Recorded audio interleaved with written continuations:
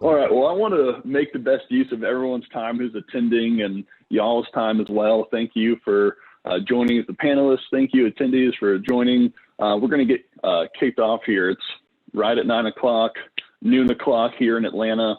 So if you don't already know, the topic of the discussion today is how to build a bigger and better community, both in an offline and online space, simply because we live two lives, right? We live one life straddled in the real world and the other life online.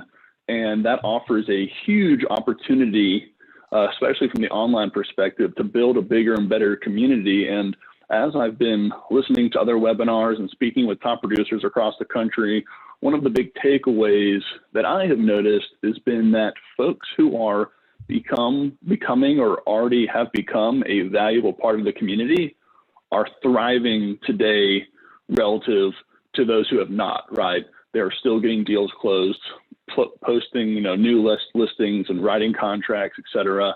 So I wanted to bring some of the best in the business that I knew to the Chime community, to the community at large, in order to kind of, like I said before, raw and unfiltered, figure out what it is that you've done in order to be successful and build that community. So with that being said, before we even talk about how to do it, I would like to hear from each of you, Tristan, Kevin, Brett, on what community means to you. How do you define that for yourself? Who wants to kick us off? I mean, I think community is really just the way that I look at it is it's, we used to say sphere of influence, right? Okay, so community to me is basically anybody that I can reach out to and anybody that I can help in any way, shape, or form, whether that's in real estate or in personal life. It's a community of people that are all getting together and helping one another do better.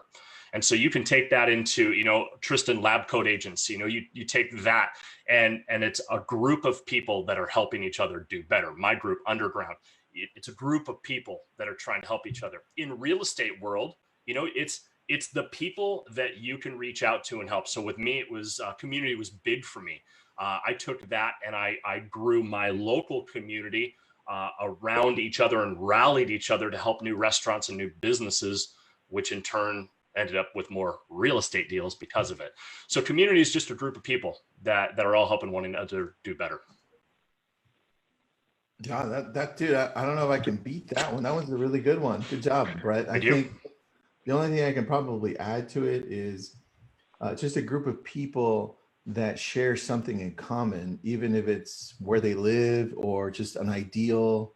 Like both Kevin and I have Facebook communities, and they both revolve around real estate, right?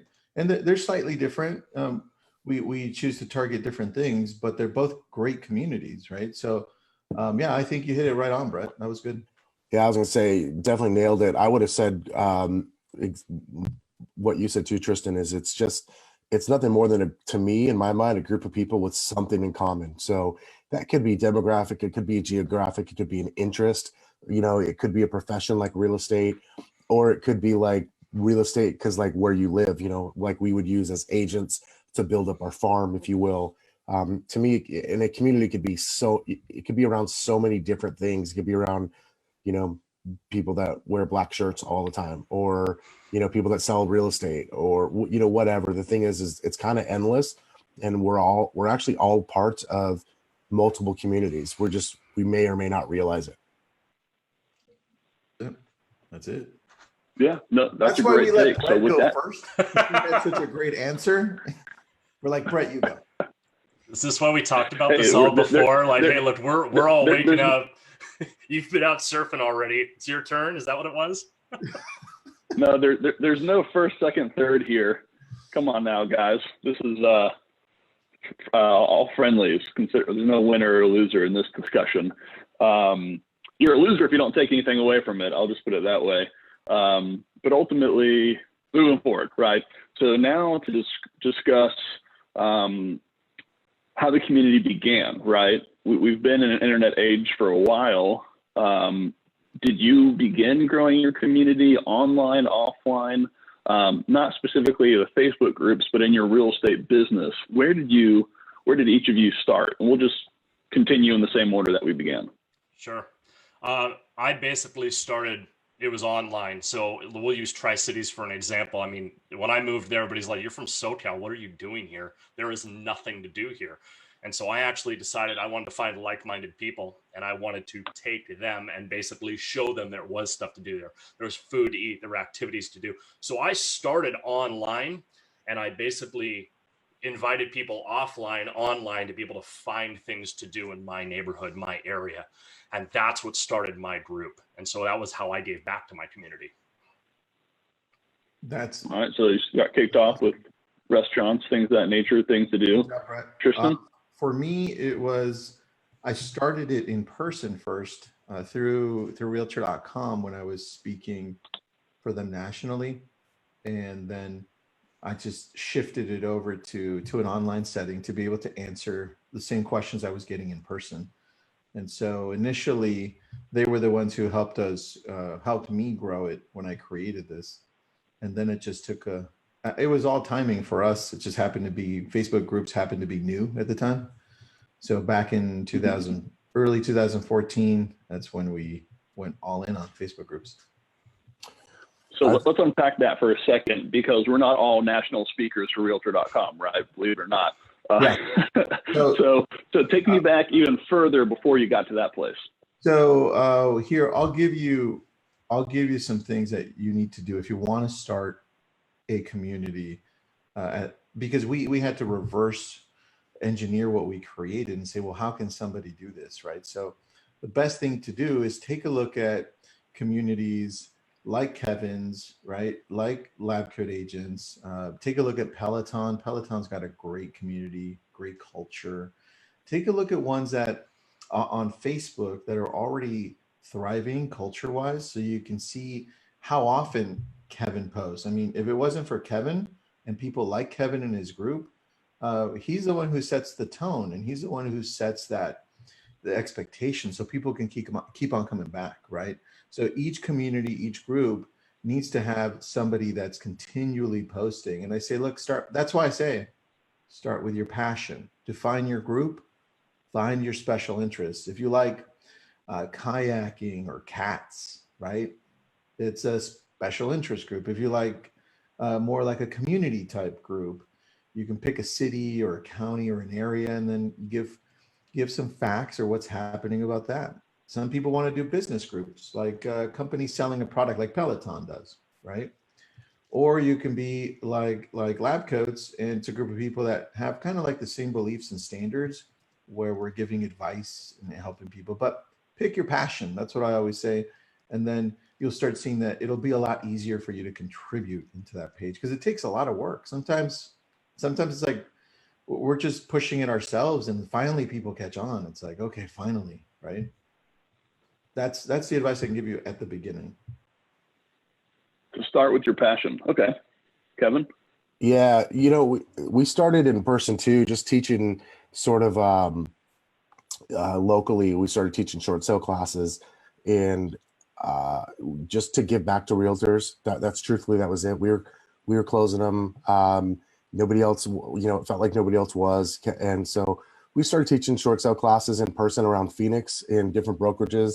And we got to the point where it was every 2 weeks at a different brokerage in Phoenix. And we'd be, when it started, it was 2 or 3 people. And by the time we said, okay, enough of this, it was 50 to 100 people every class. And it was free content. And we realized we'd kind of built a community. And then we took that to, fast forward to November 2009, I read Gary Vaynerchuk's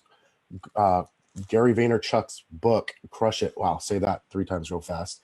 And that we literally went and started a video blog the next day. So we bought a Kodak ZI-8 camera. I was in San Diego.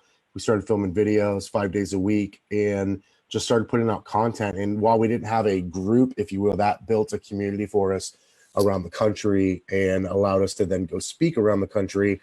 And so I know for us, we've had multiple communities, right? We also did the same thing for homeowners and for our clients. And so we use effectively the same tools to create communities, both for our sales business and for the other real estate agents in the industry.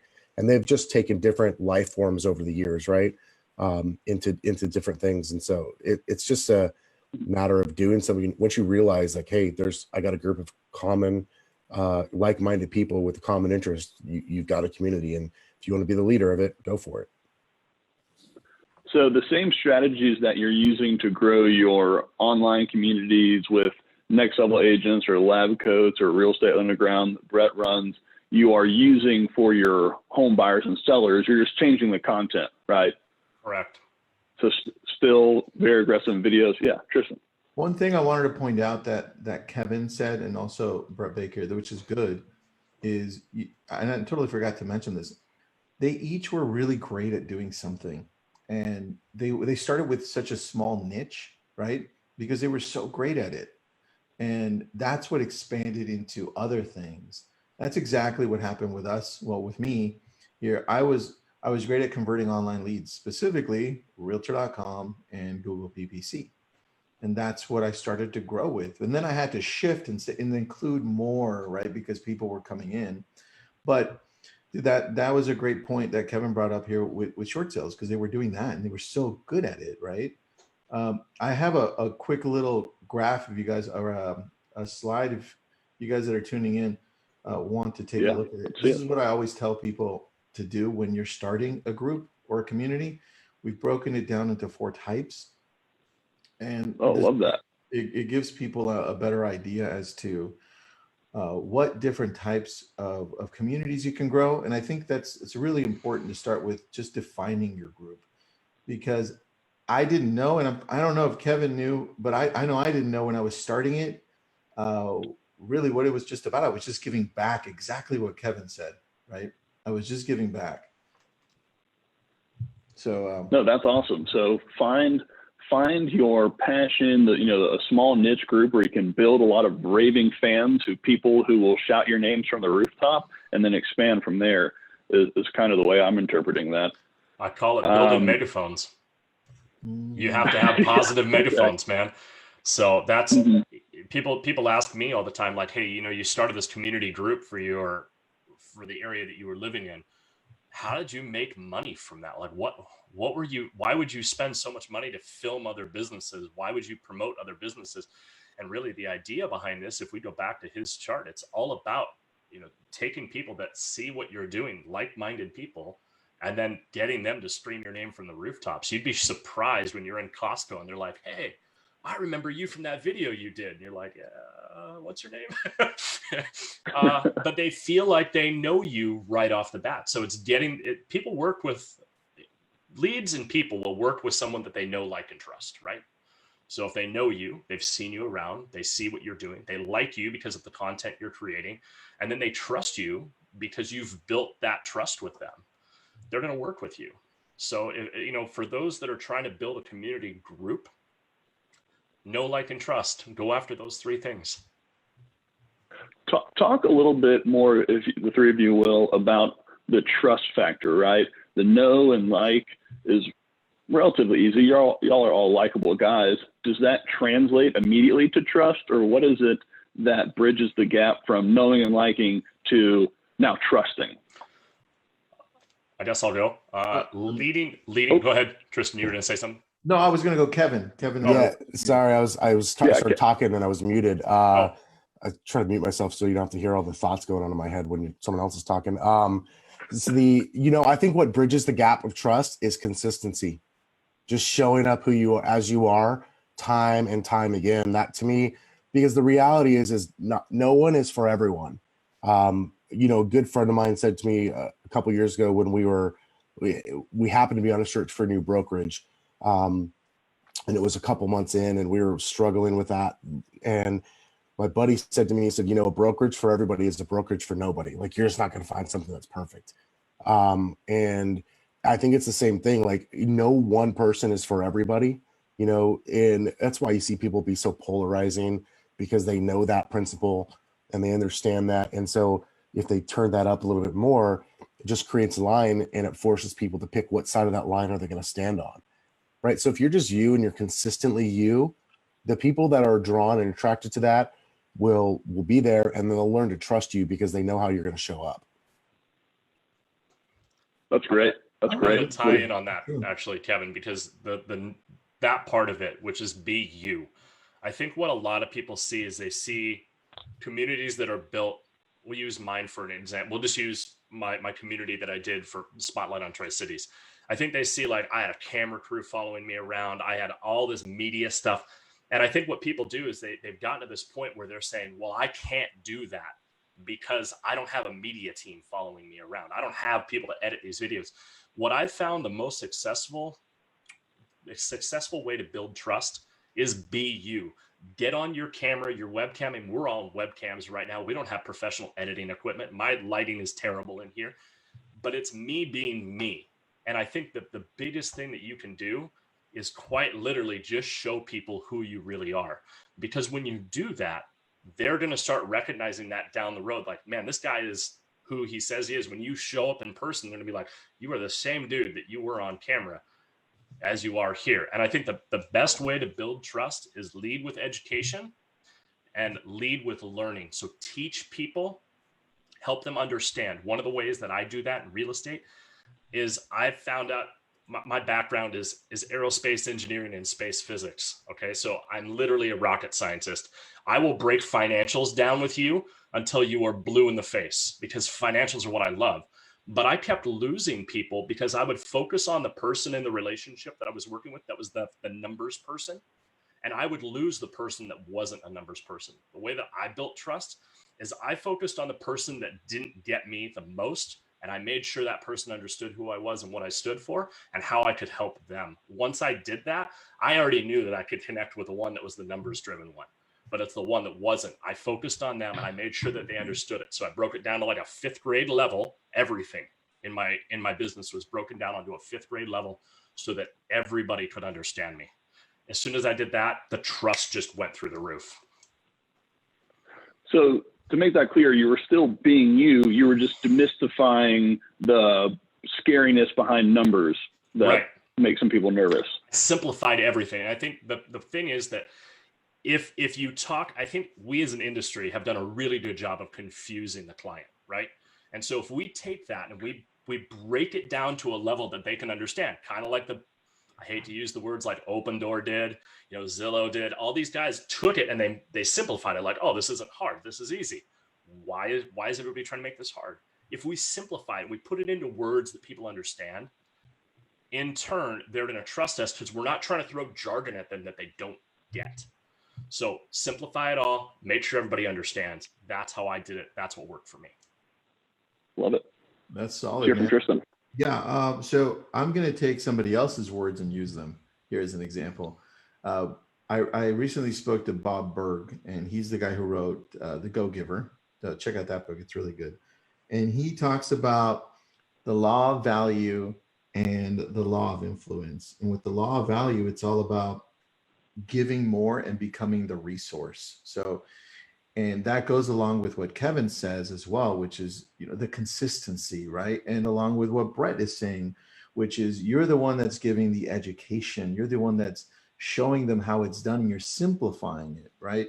So I think with the law of value and the law of influence, when you become that resource, all of a sudden, because you're consistent enough, people go back to you.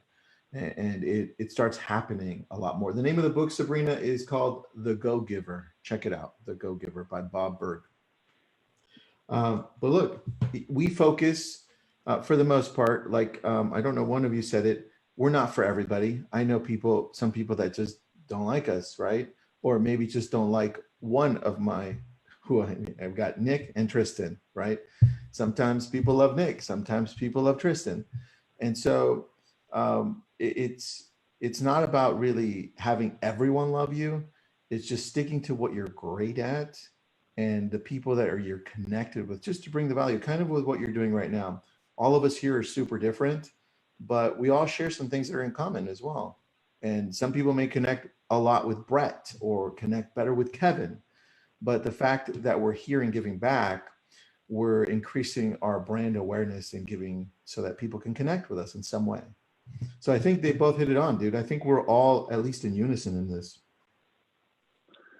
Now, let's talk about how you bridge the gap between your offline community and your online community, right? How did you take people you met in person and how did you get them involved in what you were doing online? So I actually, well, there's two different ways. One, we used radio to do a lot of that for us. But you have to remember, we did it the inverse. So we started online and then we moved it offline, which is apparently they say that's the hard way to do it. I guess I like the hard way. So I went the hard way and I went online to offline. So we took the community that we had built and we started doing offline events. So we started doing fun activities at restaurants. We started doing fun activities with businesses. We moved it all offline, which was fun. But if you're starting something offline and you're moving them online, a little bit easier, send them relevant stuff. When you bring them in, make sure you're giving them relevant information. And that I think is the biggest key. So I have moved groups offline, online, and the way that I did it was by showing value and why they want to be part of that group. I'm going to use Lab Code Agents as an example of this. They provide a ton of great information. And so when you're someone that is new into real estate, even if you're not new into, if you've been in real estate forever, the information that they provide is a reason to join that group. And I think that's the biggest part of it. Lead with value. That's key. What was the question? I was listening to Brett. I was like, oh shit. Same. That was good, Brett. It was. Thank you. The question was, how do you bridge the gap between your online and offline community, right? Because it can be more difficult to get someone motivated to go online and see something that you've done. But when you have their attention, face to face, it's a little easier to have a conversation. But how do you get them motivated to go online and cheer for you and support you and things of that nature? Okay, so I'll tell you how I did it, and it could be different for everybody else. But when I started this offline through speaking for Realtor.com, I had a very, very small fan base, at least to start off with. So when I transitioned over to a group, I did 3 webinars with Steve Passanelli when he was with Realtor.com. And then we started growing lab codes that way. They're like, hey guys, if you guys want more information and us continually pushing it, pushing this and that, come over to Lab Code Agents. Steve was my first admin. So it was Steve and I. And so everybody started jumping on that way. And then it happened by accident, but I found the right people that believed the same thing I did inside of the group. And so I reached out to them and I said, like Regina, I said, hey, Regina, you and I believe the same thing. Let's grow this. And Josh. And then she said, okay. So she added thousands of people to the group. And so the thing is we already had content going in there. And so when the moderators and the admins believed enough of what we were doing to bring in more people, the content was already going so that the people that were brought in through other people that believe in us, then that started growing on its own. So I think it has to do with the people you bring to help you, because I didn't build this on my own. I mean, look, if it wasn't for Realtor.com, if it wasn't for Steve, if it wasn't for Regina, and then if it wasn't for Nick eventually, we wouldn't have grown this. And then Inman picked us up, then Commissions Inc., right? That's when I met you, Randy, and then Facebook. Mm-hmm. So it's all a community, and the content has to be there for people to believe it enough to help you want to grow. So let me break that down again for folks who are saying to themselves, well, I don't speak for Realtor.com. Realtor.com didn't just arbitrarily come to Tristan and say, we pulled names out of a hat and Tristan is the lucky one who will speak for us. Tristan was very good at converting Realtor.com leads.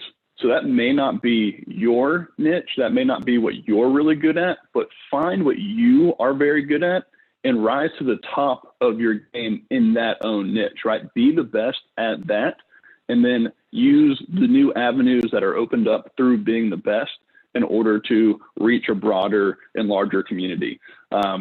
I just don't want anyone to walk away and say, I'm not a speaker for Realtor.com. It started way before that, before that. It's like Kevin. I mean, Kevin's a master at short sales. I don't know very many people that are better than Kevin and his business partner at what they do. So they started with what they were amazing at, and they went all in. And that's why I say start with something that you're super passionate about, even if it's cats, right? Start something on cats and see where it goes. Kayaking, something you're passionate about.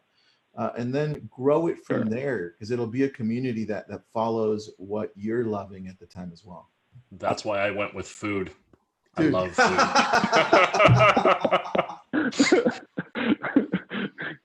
True. What do you got, Kevin? Yeah, as I say, I think the way you bridge the gap is, again, it comes down to being consistent and being who you are. I think with the way Brett built his group is a little bit different than the way Tristan built his, a little bit different than the way I built mine. But I think a lot of it comes down to long-term relationships. The reality is like when I started our Facebook group, God, we'd already been in the business for, I don't know, 10 years. I don't know. God, I can't do math this morning unless it's divisible by 3. So I think the matter is like you got people doing things consistently over time. You build relationships over time. Like I think what the problem is people start a community, or they think they're going to start a community, and they don't have massive numbers. They don't have 100,000 people in their group, and they go, oh, it's not working. And the reality is it is working. It's just not built overnight. And your niche may or may not even allow for that many members in your community. You've got to figure out who you are and just be consistent. Which is why I think it was Tristan who said, like, start with something you actually like doing, because you've got to be willing to do it, whether one person shows up or 1 million people show up, because you've got, like, there's just not gonna be people sitting there clapping for you. Like, it just doesn't work that way. It's what Kevin was saying. Kevin said when he started, I don't know if you guys were paying attention, but he said, we would do these talks for short sales and we'd have 3 people, right? And you have to keep going, because you're going to start with like 1 person out there. When I started it with the group, I was posting by myself for 3 months straight. You can go back and check it out. I would post and then I'd get like 1 or 2 people liking. And I was like, okay, well, I'm just going to keep on posting. And it just grew and grew. And I was consistent, exactly what Kevin's doing. Brett, was it the same with you when you started? You kind of like, nobody was there? Exactly. Exact same. I was like, man, I love restaurants, but shoot, nobody else does. No, I was like, well, I'm the only one in Tri-Cities that likes food. And then we did the same thing with Real Estate Underground. I mean, we're at about 1,000 members now, but when we started, it was like, I mean, I'm the smallest group of the 3 of us, really, but we're super focused on certain things. And it was the same way. Is we started that, and it was like, wow, it's a lonely time out here. And so, yeah, if you go all the way back to the beginning, when I started that, it was like I'm preaching to myself and like one other person that I was already friends with. So it was like, yeah, it was pretty slow, but you keep doing it. I mean, the thing is, the way that I always looked at it is any community that I've ever built, you look at it as I am helping 1 person. Great. If I help 2 people, that's double the amount that I started with. So every time that I did this, any community that I was in, I'm trying to connect with 1 person. Okay, now I'm trying to connect with 2 people. In the situation with the Underground right now, we're trying to connect with 1,000 people. Spotlight on Tri-Cities, we're trying to connect with like 14,000 people. So it grows and it grows and it grows. That's such a great point Kevin made, that you have to pick your passion, because you have to keep doing it, whether it's 1 person or 100,000. And you're going to quit if it's not your passion. You're just not going to keep doing it, right? So that's such a crucial point. Next question I got for you guys. We're in a different time, right? So what activities have you done in the past or are you doing right now to increase your online presence? Does it just mean posting twice as often, or what is it that you're doing given the COVID-19 situation? I can go ahead, Tristan, you take that one. I can tell you what we're doing. We immediately shifted into being able to help the community a lot more. We didn't think twice about it. We just went all in. And I think that's where, like Kevin said, it's about relationships. That's where your relationships come into play. Because I immediately reached out to, because of lab coats, I'm able to reach out to the CEO of Berkshire, CEO of Douglas Elliman, Keller Williams. I talked to the CEO of EXP, Glenn Sanford, and I just talked, and I go, dude, what do you think of this whole thing? I went down the line, and I talked to every heavy hitter that I know, so that I can at least get a lot more clarity and then give that back to the community. So I think what we all should do in situations like this is talk to other leaders and see what you can come up with to help. And that's where all of my ideas came from. I said, got it. I know exactly what I'm going to do. We're going to use our strength, which is a community, and give back to them, to give them at least a better understanding of what's happening and try to bring some calmness to the situation. So this has been, I mean, we all know this has been a little crazy, right? And I think one of the things that we go back to what I built my first community on, restaurants. And the reason I did this is the way that I look at the communities that I've built is I look at it as I want to be the guy that's remembered for doing these things, so that when someone's thinking, man, this guy went out and helped all these restaurants out do better with their business. Oh man, I got to remember that guy for when I sell real estate. I took my skill sets that I had used growing my business, being able to get to a point where I could retire. I took those skill sets and I started applying them to other businesses that were in my community. So I'm going to give you an example. There's a restaurant down here in Southern California. Tristan, if you're in the area, I will take you there because it's that good. Where? What is it? Yucatan Grill over in Seal Beach. Yeah, come on down, man. But anyways, so I was noticing when we went takeout only that they were struggling. They had no online presence because at the time they didn't need an online presence. You go in there on a normal Tuesday, Taco Tuesday, that place is standing room only. But now people in the area didn't know who's open, what's open, where can I get food right now? And so what we decided to do is take our skill sets that we had and help other businesses. So we created a Facebook page for them. We created an Instagram page for them. We started posting for them. We, in 2 days, have managed to get 1,100 likes on a page for another business. And so we're using the skill sets that we've acquired and helping other people with it. We started a group for our area that basically showed what restaurants are open during this time. And so we started it literally 2 days ago. We have about 5,700 users in that group right now because they're all posting different restaurants. They're tagging menus. Yeah. So that's a serious number. It's a huge number in like 2 days. And you're sitting there because I kept getting the notifications. I'm used to a group where you have to like approve members. And so I'm like approving, like there's one, okay, there's two, there's 270, wait, 270. And then it's like 1,500. It's like, holy crap, just turn on auto approval. So we started this group to basically be able to go out and help other restaurants, help other people see what's out there, see what's open, and help our economy do better in our area. And I think that's the biggest thing. People go, well, why do you choose restaurants? Helping our economy as a whole, small businesses do better. We as real estate agents do better. So we're trying to help with that. So that's why I focus so much on that. And that's why I'm doing what I'm doing. But there you go. That's what we did. Dude, what's the name of the group? I'd like to go visit. So we have the one, which is Long Beach restaurants that are open during COVID-19. That's the name of it? Yeah. I mean, and so Brilliant. Dude, seriously, just I'm encouraging everybody to get on here and do something similar. Get into your groups, get out there. And I'm telling you, in your area, there's another guy. I don't think he's on the call right now. Ben Meyer did the same thing in Wichita. The dude blew up. I think he's at like 7,000 users right now in that group. Wichita, Kansas? Yeah. So I didn't know there were that many people in Wichita. Learned something new today. But I'm telling you, if you go into your area and help other businesses, now people will say, well, what do you do with that later on? Why attract this community? Guys, there's a thing called retargeting in Facebook. You have a group you can retarget to later down the road.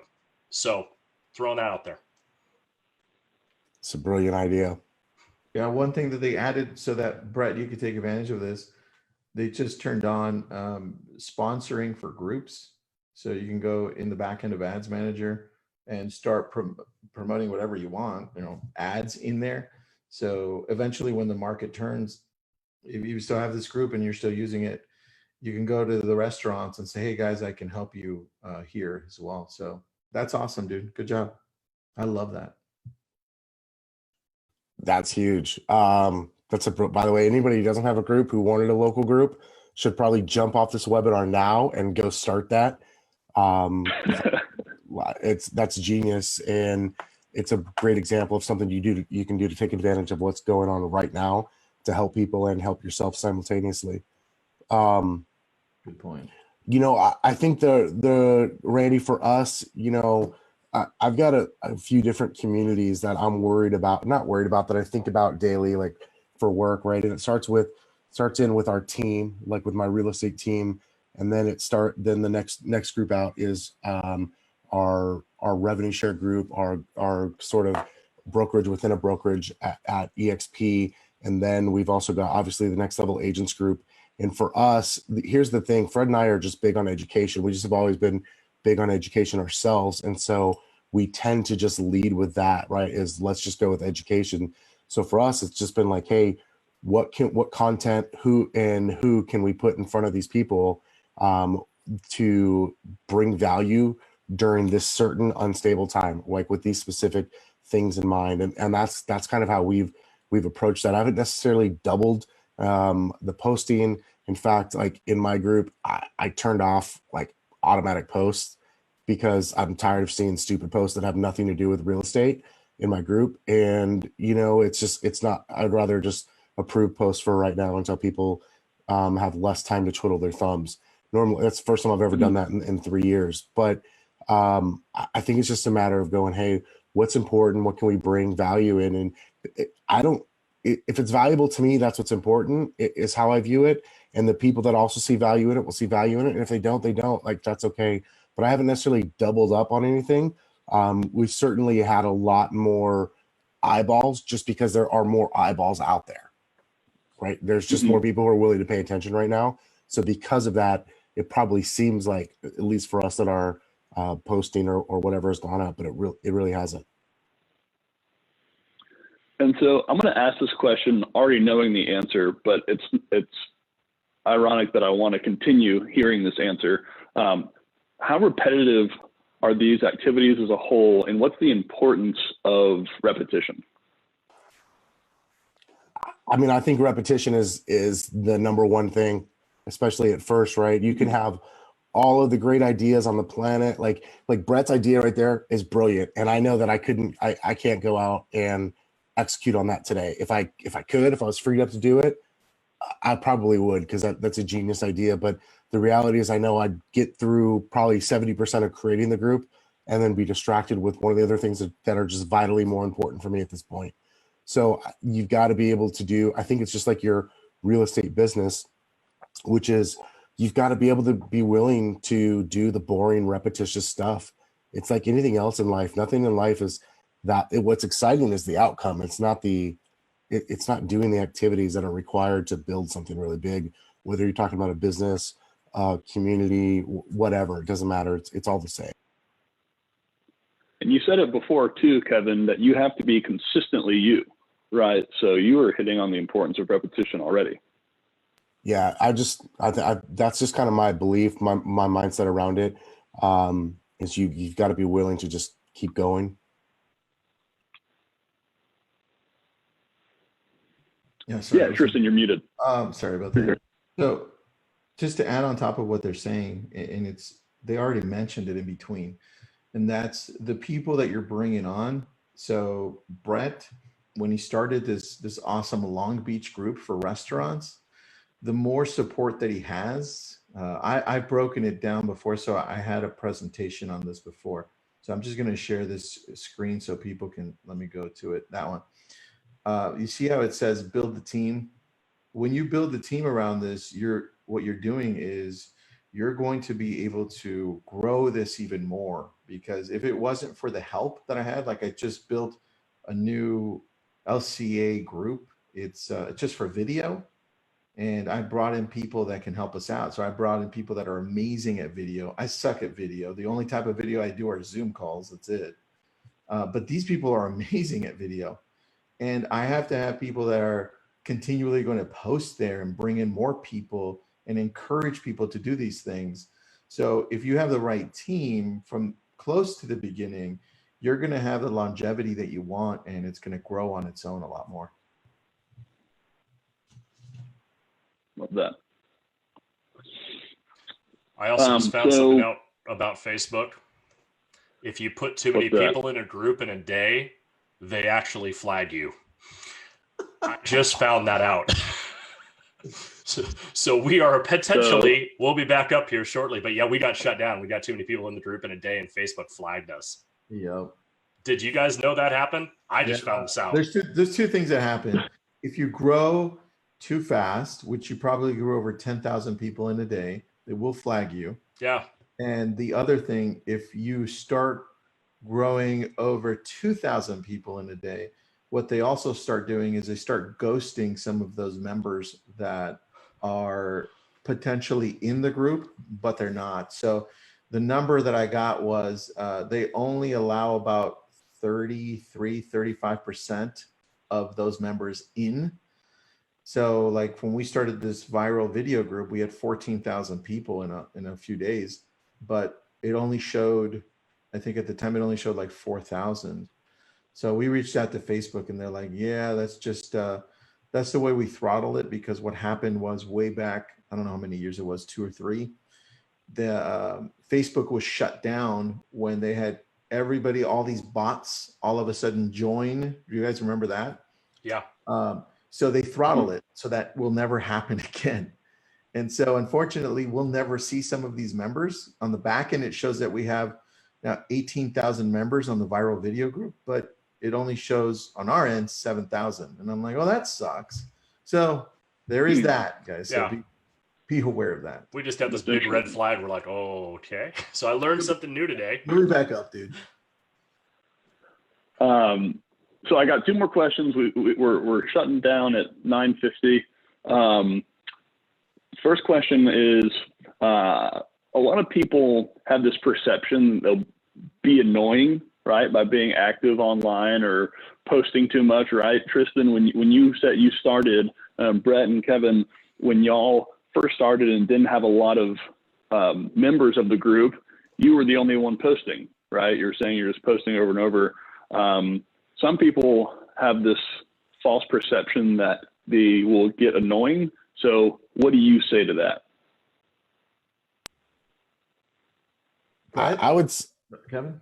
I'd say if you're annoying, maybe you're annoying, right? Like the reality is some people are just annoying. It's like they don't know how to behave when they get in front of a computer. Just to be perfectly straight. So some of you are annoying, and that's okay. Maybe just work on that. Look for some feedback. But I think what the real question is that you're getting at, though, it's such a self-perception. Like nobody thinks of you as much as you think of you. Like just put the content out there, be consistent. And for the people that think it's annoying, great. You're not for everybody. It's okay. Let them choose to unfollow or not be a part of. That's okay. Don't take it personally. That's such a great lesson. Don't try to be everything to everybody. You're going to lose more people than you'll ever gain. What were your thoughts, Brett, Tristan, Brett? Oh, there we all go. right, Brett, go ahead. Shoot. No, all right, I'll do it. Such gentlemen. Same thing that Kevin's saying. Look, you're great at doing one thing probably, or you're passionate about maybe a few things, and you're great at those things. So just keep on going with those and find what they call your tribe, because you'll connect with those people that like what you like or that like you, and you'll definitely push away all those people that you don't like, right? And that's what's been happening to us forever. You gather a whole bunch of people, and then some people decide, you know what, you're not for us, and they go away. But you still keep growing with those people that believe the things you believe and can connect with you. So same thing, just be you. Be you. I think that's the key. And people say, well, it's posting a lot is annoying. If you're posting valuable content and it's relevant, the key is relevancy. If you're relevant to the group that you're in, so we'll use I mean, you can use lab coat agents. If you're posting about cats and lab coat agents, probably not relevant. That might get, I don't know, unless everybody in there is really into cats. It might get a little annoying. I have a kind of a no politics thing in my group. You know, if you post politics in there, if you post listings in there, I'm going to get a little annoyed. People are going to get annoyed and they're going to report that. I think as long as you stay true to your group and you stay, I like that, cats coming soon.